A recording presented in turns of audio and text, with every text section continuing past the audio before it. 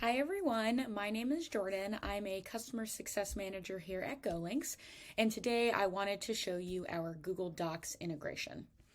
So if I am on my dashboard, right here to the left where it says integrations, I'm going to go ahead and hit integrations. Right up here at the top right, you'll see Google Docs. When you go ahead and click into that, it gives you some information on how GoLinks is used within Google Docs, how to hyperlink them, gives you a little bit of information about it. And then right here at the top, it gives you the option to add it to your workspace. So I'm going to go ahead and hit add.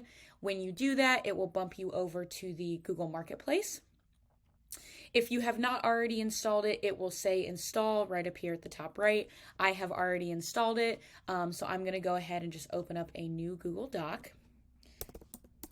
New Docs. What this does is it takes me to a blank Google Doc page. Let's say that I want to name this new hire. This is the checklist that I want to use for all of our new hires.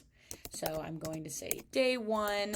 And then I want them to fill out all of their benefits. So I'm going to do go/benefits, go/401k, go/medical, go/dental. Once I input all of the GoLinks that I want on this doc, all I have to do is hit extensions, GoLinks for Google Docs, and then hit convert all GoLinks.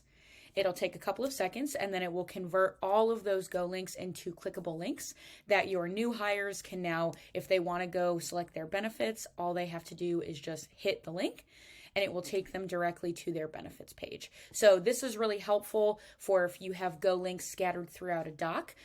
You can go ahead and hyperlink them now so that way they are now clickable and take users to the resources that they need to get to. So thank you so much for watching. If you have any additional questions, please reach out to our support team and have a good Thursday.